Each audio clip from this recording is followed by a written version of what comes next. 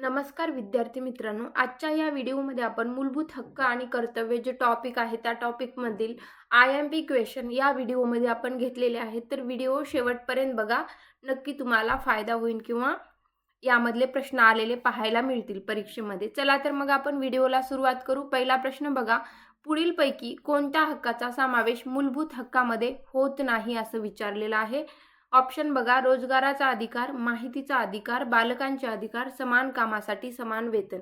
यापैकी ऑप्शन काय बरोबर येणार आहे? तर माहितीचा अधिकार म्हणजेच ऑप्शन क्रमांक 2 या प्रश्नाचं उत्तर आपल्याला योग्य सांगता येतं. बघा, माहितीचा अधिकार याचा समावेश मूलभूत हक्कामध्ये होत नाही. पुढचा प्रश्न, मूलभूत हक्क संविधानाच्या कोणत्या कलमामध्ये देण्यात आलेले आहेत असं आपल्याला विचारलेलं आहे. ऑप्शन बघा, कलम 12 ते 35, कलम 5 ते 11, कलम 1 ते 4, कलम 36 ते 51.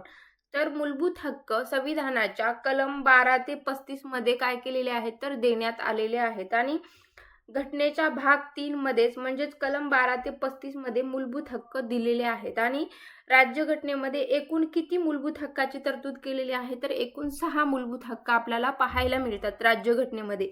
आणि ते कोणकोणते आहेत बघा, समतेचा हक्क कलम किती मध्ये आहे 14 ते 18, स्वातंत्र्याचा हक्क कलम 19 ते 22, शोषणाविरुद्धचा हक्क कलम 23 ते 24, धर्म स्वातंत्र्याचा हक्क कलम 25 ते 28, सांस्कृतिक व शैक्षणिक हक्क कलम 29 ते 30 आणि 6वं काय आहे घटनात्मक संरक्षणाचा हक्क म्हणजेच कलम 32 मध्ये आपल्याला पाहायला मिळतं.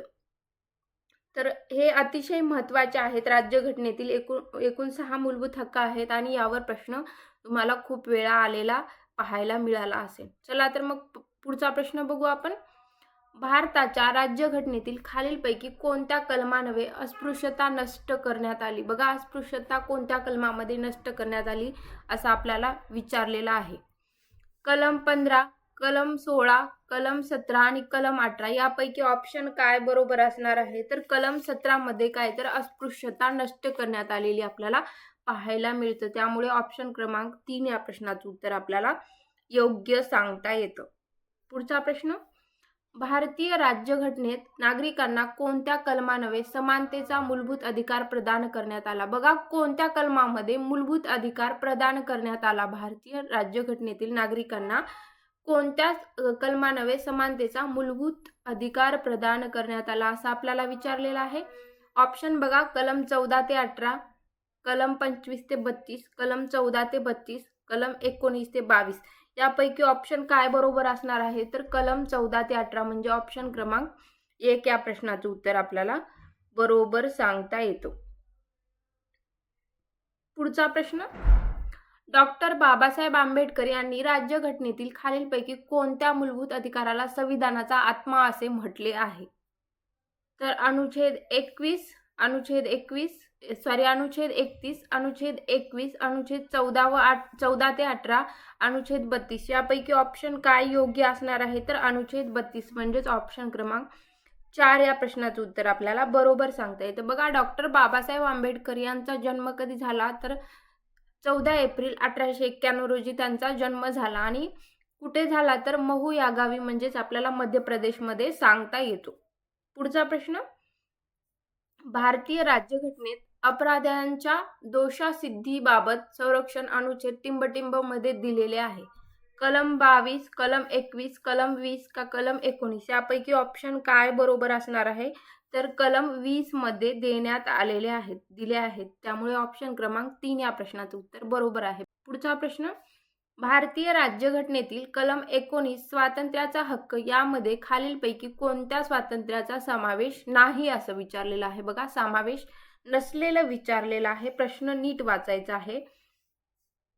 ऑप्शन बघा, संघटनेचे स्वातंत्र्य, शिक्षणाचे स्वातंत्र्य, मुक्त संचाराचे स्वातंत्र्य आणि एकत्र जमण्याचे स्वातंत्र्य. तर ऑप्शन काय बरोबर असणार आहे? भारतीय राज्यघटनेतील कलम 19 स्वातंत्र्याचा हक्क यामध्ये खालीलपैकी कोणत्या स्वातंत्र्याचा समावेश नाही? तर शिक्षणाचे स्वातंत्र्य म्हणजेच ऑप्शन क्रमांक 2 या प्रश्नाचं उत्तर आपल्याला योग्य सांगता येतं. पुढचा प्रश्न, भारतीय संविधानाचा कोणता भाग मूलभूत अधिकाराशी संबंधित आहे असं विचारलेलं आहे बघा. संबंधित असलेला भाग विचारलेला आहे.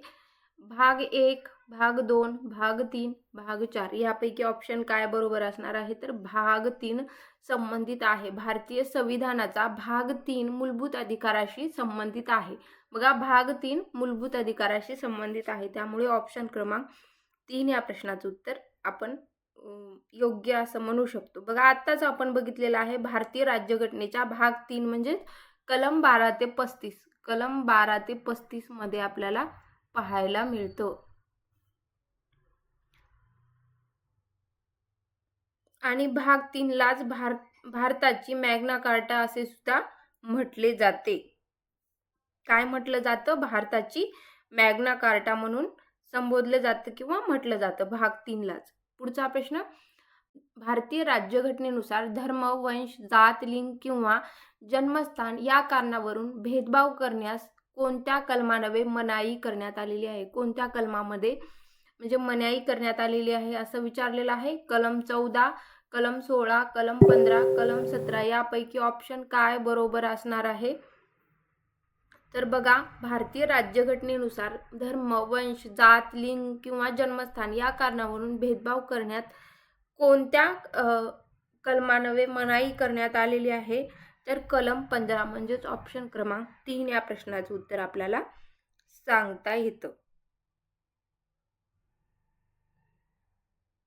पुढचा प्रश्न, एका अपराध्याबद्दल एकच शिक्षा हे तत्व भारतीय राज्यघटनेच्या कोणत्या कलमानुसार मान्य करण्यात आलेलं आहे? तर तुम्हाला ऑप्शन दिलेले आहेत. ऑप्शन कोणता बरोबर आहे? बघा, तर ऑप्शन 1च बरोबर आहे. ऑप्शन क्रमांक 1 या प्रश्नाचं उत्तर आपल्याला बरोबर सांगता येतं. वैज्ञानिकदृष्ट्या मानवतावाद आणि जिज्ञासू वृत्ती अंगी बाळगावी असे भारतीय राज्यघटनेत कोठे नमूद केलेलं आहे असं आपल्याला विचारलेलं आहे. तर ऑप्शन दिलेले आहेत तुम्हाला. बघा, ऑप्शन कोणता बरोबर येणार आहे? तर अनुच्छेद 51A म्हणजे ऑप्शन क्रमांक 2 या प्रश्नाचं उत्तर तुम्हाला योग्य पाहायला मिळतं. बघा, कलम 51A मध्ये मूलभूत कर्तव्य समाविष्ट करण्यात आलेले आहेत कलम 51A नुसार. आणि एकूण मूलभूत कर्तव्य किती आहेत? तर 11 आपल्याला पाहायला मिळतात. पुढचा प्रश्न, भारतीय राज्यघटनेच्या कलम 24 नुसार किती वर्ष वयाखालील बालकास कारखाने अथवा खाणीत काम करण्यास प्रतिबंध केलेला आहे?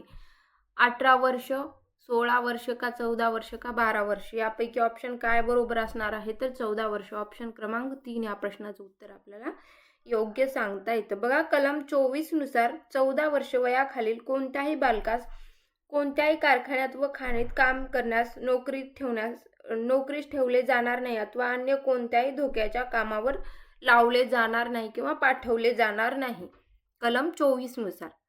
पुढचा प्रश्न, हिंदी भाषेच्या विकासासाठीचे मार्गदर्शक तत्वे भारतीय राज्यघटनेच्या टिंबटिंब कलमामध्ये दिले आहेत.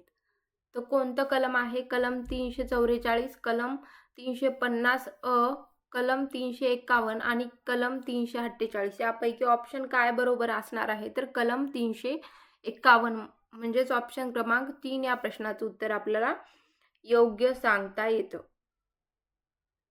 आणि कलम 351 मध्येच हिंदी भाषेचा विकास पण आपल्याला झालेला पाहायला मिळतो किंवा सांगता येतो. पुढचा प्रश्न, भारताच्या राज्यघटनेतील खालीलपैकी कोणते कलम समान नागरी कायदा लागू करण्याशी संबंधित आहे? बघा, समान कायदा लागू करण्याशी संबंधित असलेले आपल्याला कलम विचारलेला आहे. तर ऑप्शन बघा, कलम 41, कलम 42, कलम 43 आणि कलम 44. ऑप्शन काय बरोबर येणार आहे? तर कलम 44 म्हणजेच ऑप्शन क्रमांक 4 या प्रश्नाचं उत्तर आपल्याला योग्य सांगता येतं. पुढचा प्रश्न, मूलभूत अधिकारांचे हनन झाल्यास सर्वोच्च न्यायालयामध्ये भारतातील राज्यघटनेच्या कोणत्या कलमान्वये दाद मागता येतो? बघा, कोणत्या कलमात दाद मागता येतो असं आपल्याला विचारलेलं आहे. ऑप्शन 31, 14, 32 आणि 30 यापैकी ऑप्शन काय बरोबर असणार आहे? तर कलम 32 म्हणजेच ऑप्शन क्रमांक 3 या प्रश्नाचं उत्तर आपल्याला योग्य सांगता येतं. बघा, कलम 32चा उद्देश काय होता? तर मूलभूत हक्काच्या संरक्षणासाठी हमीयुक्त, प्रभावी, जलदीने, कमी खर्चात व संक्षिप्त उपाययोजना उपलब्ध करून देणे हा काय होता? तर कलम 32चा उद्देश आपल्याला सांगता येतो. पुढचा प्रश्न, खालीलपैकी कोणते भारतीय नागरिकांचे संविधानानुसार मूलभूत कर्तव्य आहे? बघा, संविधानानुसार कोणते मूलभूत कर्तव्य आहे असं आपल्याला विचारलेलं आहे. ऑप्शन काय आहेत बघा, शेजारील देशातील लोकांना मैत्रीपूर्ण सहकार्य देणे. दुसरा काय आहे बघा, राष्ट्रीय महत्त्वाच्या स्मारकाचे संरक्षण करणे, देशाचे रक्षण करणे आणि जेव्हा असे करण्यास सांगितले जाते तेव्हा राष्ट्रीय सेवा काय करणे तर प्रदान करणे. भारताच्या इतिहासाबद्दल अधिक जाणून घेण्यासाठी कटिबद्ध असणे. यापैकी ऑप्शन काय बरोबर असणार आहे तर देशाचे संरक्षण करणे आणि जेव्हा असे करण्यास सांगितले जाते तेव्हा राष्ट्रीय सेवा काय तर प्रदान करणे. म्हणजेच ऑप्शन क्रमांक 3 या प्रश्नाचं उत्तर आपल्याला योग्य सांगता येतं. बघा, कलम 51A मध्ये दिल्याप्रमाणे नागरिकांना मूलभूत कर्तव्ये किती आहेत तर एकूण 11 कर्तव्ये आहेत, हे आपण बघितलेलं आहे. पुढचा प्रश्न, संविधानाचे कोणते कलम हे देशातील भारतीय प्रत्येक नागरिकाला जगण्याचा मूलभूत हक्क प्रदान करते? बघा, मूलभूत हक्क प्रदान करण्याविषयी आपल्याला प्रश्न आलेला आहे. कलम 17, कलम 21, कलम 222 आणि कलम 31. यापैकी ऑप्शन काय बरोबर असणार आहे तर कलम 21 म्हणजेच ऑप्शन क्रमांक 2 या प्रश्नाचं उत्तर आपल्याला योग्य सांगता येतं. बघा, कलम 21 नुसार कायद्याद्वारे प्रस्थापित कार्यपद्धतीशिवाय कोणत्याही व्यक्तीस तिचे जीवित किंवा व्यक्तिगत स्वातंत्र्य यापासून वंचित केले जाणार नाही. ते कलम किती? कलम 21 नुसार. पुढचा प्रश्न, भारताच्या संविधानाच्या कोणत्या अनुच्छेदामध्ये नागरिकांना आरक्षणाची तरतूद आहे? बघा, आरक्षणाची तरतूद आहे असं विचारलेलं आहे.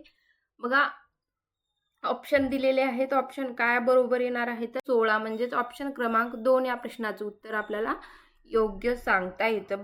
पुढचा प्रश्न, भारतीय राज्यघटनेमध्ये कोणत्या कलमात भारताच्या प्रत्येक नागरिकांचे कर्तव्य नमूद केलेले आहे? बघा, प्रत्येक नागरिकाचे कर्तव्य नमूद केले कोणत्या कलमामध्ये केलेलं आहे असं आपल्याला विचारलेलं आहे. कलम 53A, कलम 50A, कलम 52A आणि कलम 51A. यापैकी ऑप्शन काय बरोबर असणार आहे तर कलम 51A म्हणजेच ऑप्शन क्रमांक 4 या प्रश्नाचं उत्तर आपल्याला योग्य सांगता येतं. बघा, पुढचा प्रश्न, खालीलपैकी कोणत्या बाबीचा राज्यघटनेतील मूलभूत कर्तव्यामध्ये समावेश नाही असं विचारलेलं आहे? बघा, प्रश्न नीट वाचायचा आहे, नाही काय विचारलेलं आहे आणि नंतरच उत्तर द्यायचं. ऑप्शन बघा, सार्वजनिक मालमत्तेचे रक्षण करणे, संरक्षण करणे व आवाहन केल्यास राष्ट्रीय सेवा बजावणे, संविधानाचे पालन करणे आणि संविधानात्मक आदर्श व संस्था याचा काय करणे आदर राखणे, पुरुष आणि स्त्रियांना समान कामासाठी समान वेतन प्रदान करणे.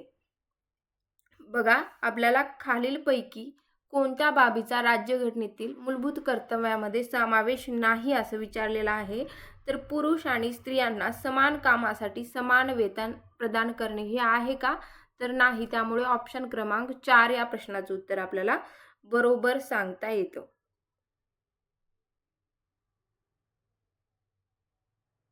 पुढचा प्रश्न, भारतीय राज्यघटनेत मूलभूत कर्तव्ये कोणत्या परिच्छेदमध्ये विस्तृत आहेत? बघा, कोणत्या परिच्छेदमध्ये विस्तृत आहेत असं विचारलेलं आहे भारतीय राज्यघटनेचे मूलभूत कर्तव्य तर कलम 56A, कलम 50A, कलम 51 आणि कलम 51A. तर यापैकी ऑप्शन काय बरोबर असणार आहे तर कलम 51A म्हणजेच ऑप्शन क्रमांक 4 या प्रश्नाचं उत्तर आपल्याला योग्य सांगता येतं. बघा, पुढचा प्रश्न, खालीलपैकी कोणता हक्क मूलभूत हक्क नाही असं विचारलेलं आहे? बघा, मूलभूत हक्क नसलेला विचारलेला आहे. ऑप्शन बघा, संपत्तीचा हक्क, भाषण हक्क, समतेचा हक्क आणि धर्म स्वातंत्र्याचा हक्क. यापैकी ऑप्शन काय बरोबर येणार आहे तर कोणते मूलभूत हक्क नाही असं आपल्याला विचारलेलं आहे तर संपत्तीचा हक्क म्हणजेच ऑप्शन क्रमांक 1 या प्रश्नाचं उत्तर आपल्याला सांगता येतं. हे तिन्ही पण हक्क आपल्याला सांगता येतात. भाषण हक्क, आपल्याला भाषण करण्याचा पण हक्क आहे, समानतेचा हक्क आहे, धर्म स्वातंत्र्याचा हक्क पण आपल्याला सगळ्यांना समान असतो. त्यामुळे संपत्तीचा हक्क मूलभूत हक्कामध्ये समावेश म्हणजे नाही, मूलभूत हक्कामध्ये नसलेला ऑप्शन म्हणजे संपत्तीचा हक्क. त्यामुळे या प्रश्नाचं उत्तर ऑप्शन क्रमांक 1 या प्रश्नाचं उत्तर आपल्याला बरोबर सांगता येतं.